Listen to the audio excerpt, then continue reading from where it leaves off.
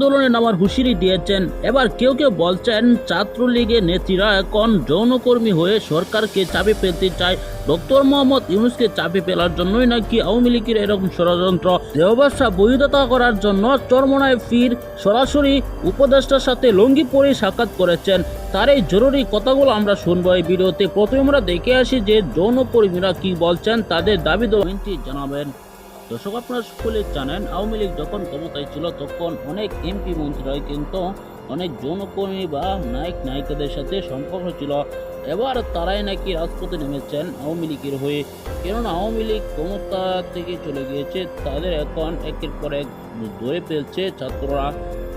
গত কয়েকদিনে কিন্তু একাধিক পতিতালয়ে তারা হামলা চালিয়েছেন, এমনকি ব্যবসাকারীদের তারা ধরে থানায় দিয়েছেন, সেনাবাহিনীর হাতে দিয়েছেন। সেজন্য এখন তারা সুরক্ষার জন্য রাজপথে নেমেছেন।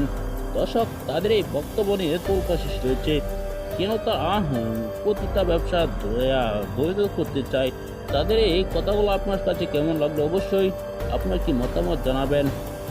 অন্যদিকে আপনারা দেখেছেন চরমোনাই পীর তিনি সরাসরি লুঙ্গি পরে জরুরিভাবে সাক্ষাৎ করেছেন ডক্টর মোহাম্মদ ইউনূসের সাথে। সেখানে কি কথা হয়েছে তিনি গুরুত্বপূর্ণ আলোচনা করেছেন। পরবর্তীতে আপনাদের সামনে আরও গুরুত্বপূর্ণ ভিডিও নিয়ে হাজির হব। পরবর্তী ভিডিও পাওয়ার জন্য চ্যানেলটিকে সাবস্ক্রাইব করে পাশে থাকা বেল বাটনটি অন করে দিবেন। আসসালামু আলাইকুম।